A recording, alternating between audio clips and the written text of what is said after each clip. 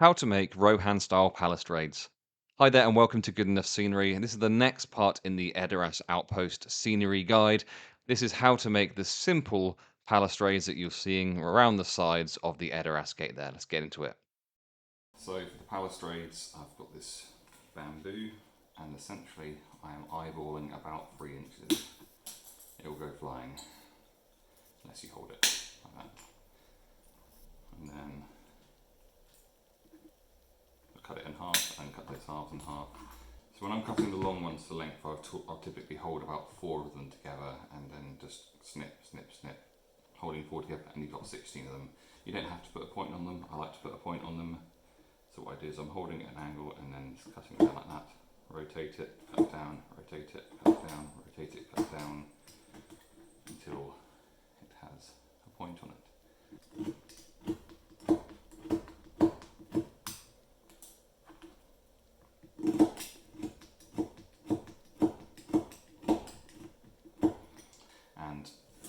You're going to need a lot, but then you can just sit there, you can do it in front of the telly. Having done some experiments, I think that the best way to do this is with a hot glue gun. I've placed a plastic rule on, that just helps to keep them staying down, and they're kind of all roughly lined up with this line here. Put a thin bead in a line across there like that. Take your piece of dowel and just press it down like that. And within seconds that will be dry, and then I'm going to go up to the 2-inch mark I can see on my mat, and then I'm going to do the same thing.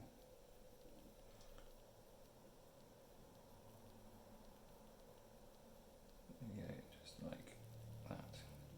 For example, I could take another one straight away, place that underneath there for some extra support. They lift that up, see that all of the pieces are there ready. That looks pretty decent, I think. This is the way. Also need to do the same thing with some 2-inch lengths for the corner pieces. So just a line along, and then your joining piece there as well. And you can instantly just add your second joining piece. That here. Add 2 of them at the same time, just like that. Okay, next up we are going to make a corner piece. So you can see this is our completed long bit, this is our completed short bit, and we want to attach this to here.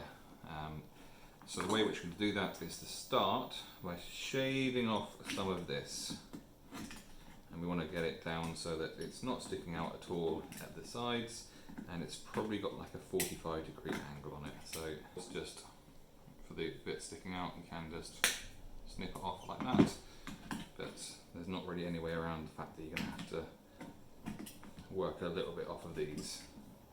Okay, so that's that side done, so that will fit nicely onto there.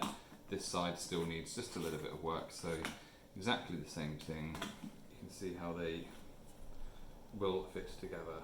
2 things. We need an extra post for the corner, and we also need to take a bit of this.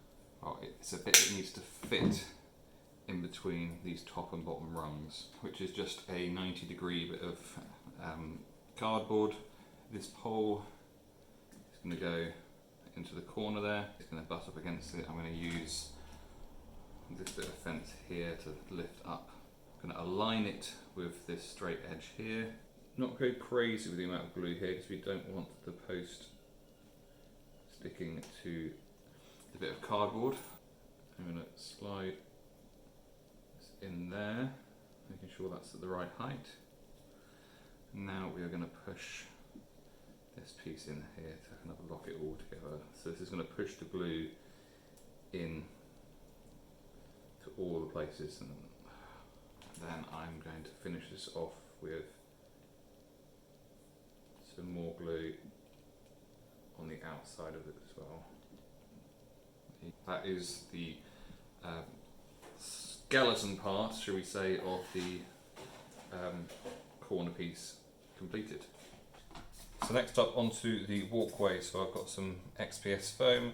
This is 40 mils wide, and then I've just gone across it with a wire brush like this to create some wood texture. I'm doing that on all sides. So first of all, this needs to be cut to the right length. So this is going to be 6 inches. And whilst you don't have to do this, I'm going to quickly do the ends. Cut down just a fraction.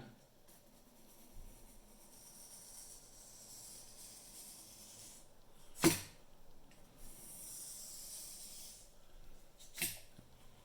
meet that. So it's cutting out the groove.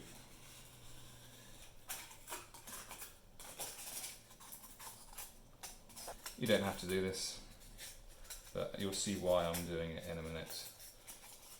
Okay, so that will be resting there like that, so it's not quite as high. I'm going to score some planks on, and to do that I'm just going to use a biro. I've got a full video on making XPS foam look like wood, which goes into more detail on this. Almost a brickwork style knit on it.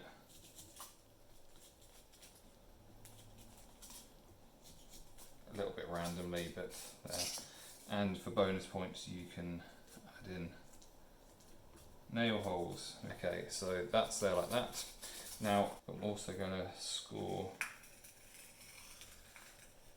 a line there, and then this is going to look like, hopefully going to look like a beam that's holding it up, and there'll be some other supporting stuff as well. So this is going to sit on here like this. I've taken another bit of the foam, a bit that I cut off actually, and I've cut that into a support beam to go across there, and then I've measured the distance between here and where the floor would be. I've taken another strip of this and I've cut it down and made some uprights which are the correct height. And I've taken another bit of that and I've just cut some little corner pieces there. So this is one of the best use of these grid mats, is that you say, right, I want it to go across from here to here, then this will tell you your horizontal and vertical angles to cut at, so that you can then just slot that in, and that's going to work perfectly. And I'm just going to glue that together with super glue, and I'm just going to apply a little bit of super glue to the end there.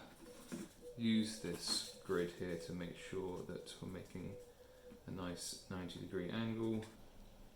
Drop a super glue there, drop a super glue there, and then we're going to push this up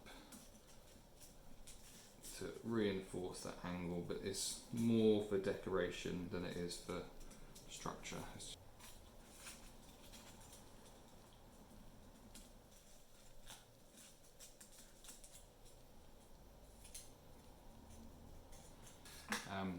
Exactly the same. The only option you may want to consider is having it running in the other direction for this part, but that's entirely up to you. But for each piece that you make, you do this, and you can put things like this, or you could just have the uprights. You don't need to have the beam. You decide what's going to work best for your scenery. Okay, now time for one of the most epic painting sessions, because I'm making so many of these, but essentially everything is going to be painted with a base coat of this burnt umber, I think it is. I'm going to use 2 makeup brushes at the same time. So take this fence for example, can hold it with one and then paint it with the other, and this kind of reduces the amount of paint that I get on myself ultimately. And using a makeup brush, because it can just provide such quick coverage. There's nothing more complicated than just painting it. Now with the foam, same thing applies. I tend to try and work in the direction that I've done the grain, just to try and get as much of that filled in as possible. This may even need a second coat. Nothing more complicated than painting like you would if you were at first school. Nothing too complicated about putting the fence piece together. I'm going to do the legs part first, shall we say. So I'm going to place some super glue all the way along here, and then just making sure that I've got the right way around because one side is more detailed than the other. And I'm just going to hold that in place for just a couple of seconds, and then that is done. So it's going to go on the inside here. This is also going to go on the top of here.